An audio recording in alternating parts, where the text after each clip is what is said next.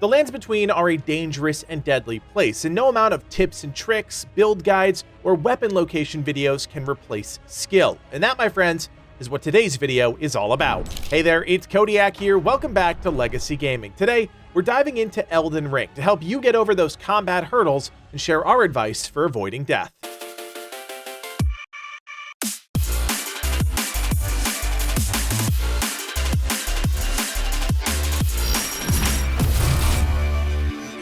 So here's the deal. You guys know that Livid and I are a team. We cover these games together. Well, truth is, Livid has years of Souls experience, whereas I have very little. So basically, I wanted to pick his brain and extract every nugget of information about Souls combat that I could. Think of this like a sports team asking advice from a grizzled vet that's been there slugging it out for years. It's not about finding the perfect weapon or spell, but the psychology behind engaging in a fight. Souls games are brutally hard, and while Elden Ring does step off the gas pedal just a bit, there are still plenty of rage-inducing encounters that may trip you up.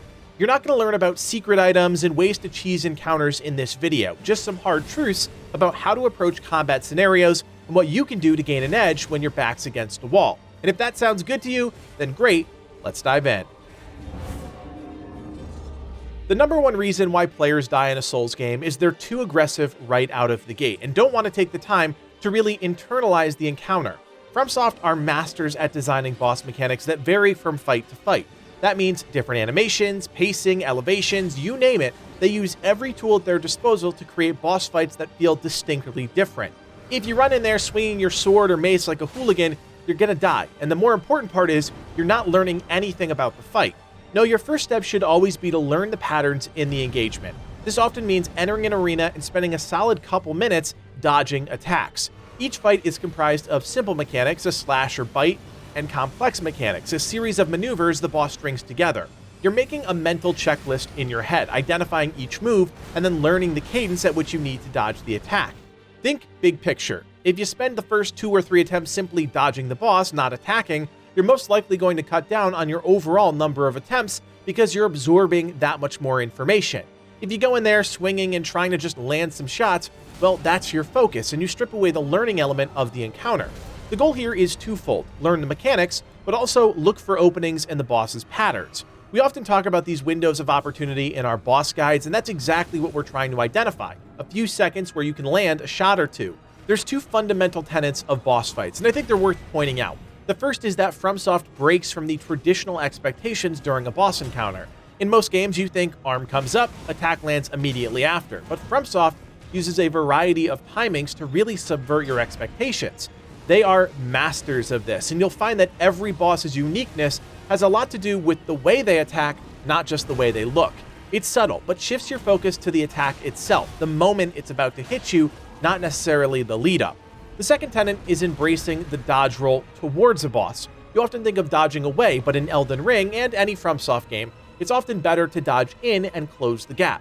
Not only does this keep you within striking distance of the boss, but prevents you from going too far out, often triggering the bosses harder to deal with ranged attacks or gap closers. It's a balancing act, one that often has you dodging out and then back in, but it's something worth pointing out.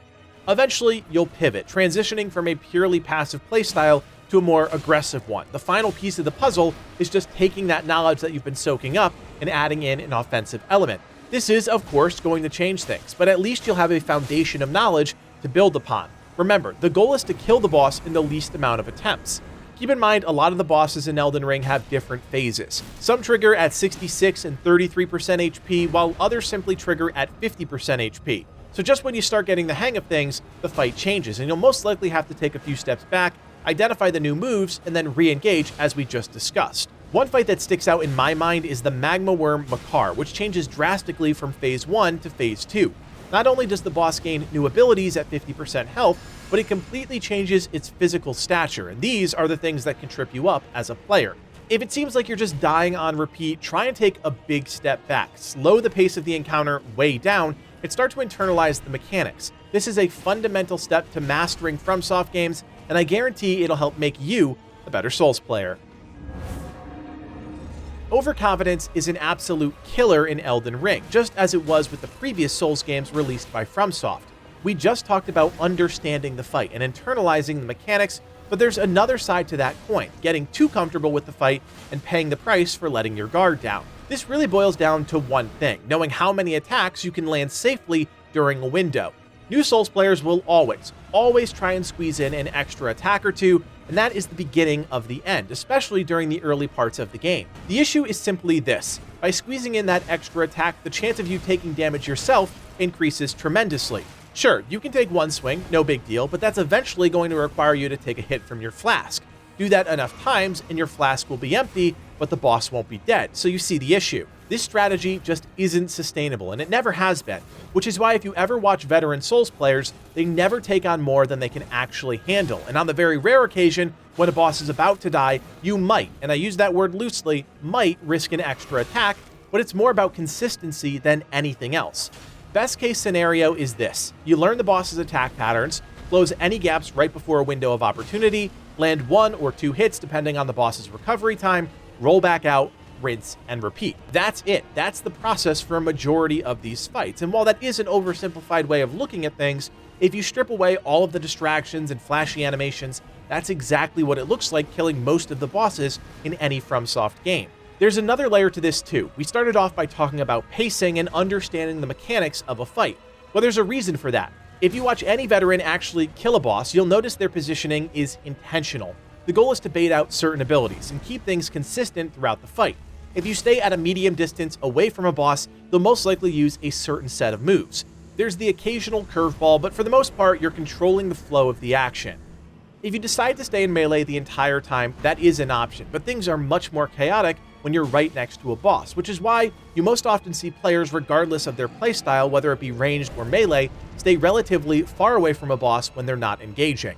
Again, we're controlling the pace of the encounter, waiting for the opportunity to strike, and then taking the window of opportunity and making the most of it. It's a dance, one that requires timing, patience, and skill, but hopefully now you have a better understanding of how each encounter ebbs and flows. We've talked a fair bit about boss fight psychology at this point, but there are other factors leading up to those encounters we need to discuss because they play a huge factor in your success as a player. Is it possible for someone to go into a really challenging fight with terrible gear and come out successful? Sure, but it's unlikely, and that's because your power, based on your level, gear, skills, etc., also have to be taken into consideration when taking on any boss within the game. Elden Ring gives players more options than ever before in any FromSoft game to prepare before that climactic fight, but a lot of players don't actually realize that there is a power curve to all of this stuff. What might one-shot you at level 15 might not at level 30, and that's a good indication that maybe it's time to take a step back. While there's no predefined path as to how you should take on the game, no order of bosses to fight, there is a clear power variable that exists within every enemy and boss within Elden Ring. Long story short, just because you can reach a boss doesn't mean you have to tackle it at that very moment. The copious amounts of sites of lost grace make the entire process that much more forgiving. Say you get to a boss and realize, you know what, this just isn't happening right now, well, you can easily just fast travel away and go off in a different direction to try and build up your character some more. Like most open world games, each zone gives you a good indication of how challenging something is going to be from a purely power standpoint. Something in Limgrave is going to be much lower in power than something in the Altus Plateau, and that's just a fact. If you're running into a wall with an encounter and feel you have a good grasp on the mechanics, it's okay to take a step back, go farm some runes, look for new gear, or any of the above to get yourself up to a power level that matches the encounter. This goes hand in hand with recognizing the limitations of your gear. You may have been using a short sword and kite shield up until this point, but perhaps that's not going to get the job done with whatever challenge you're currently facing down. Knowing the ins and outs of your gear is just as important as knowing the boss fight, because that very may well factor into whether or not you win the day and defeat the boss. When push comes to shove, realize that Elden Ring is a marathon, not a sprint. And while we might all believe we're speedrunners, there's no rule saying you have to power through the game in 10 hours, so realize that taking a step back, working on increasing your power standing, and then re-engaging in a challenge is very much an optimal way to approach the game. I said we weren't going to talk about special weapons and secret abilities, and we're not, but that doesn't mean we can't talk about the thought process around them. This really matters the most in the early game, when you're at your most vulnerable. Remember, in the early parts of Elden Ring, you've got next to no HP, FP, your armor sucks, your weapons hit like a wet noodle, the world is stacked against you. At the end game, Well, that's not really the case, and if you've played your cards right, you can pretty much tackle any challenge with relative ease, but I digress. When you're just starting out, one of the keys to overcoming any fight, whether it's a boss or just a particularly nasty enemy, is recognizing that not every attack is created equal. That is to say, your sword slash is not the same as a clubbing blow from a mace, which is not the same as a glintstone sorcery.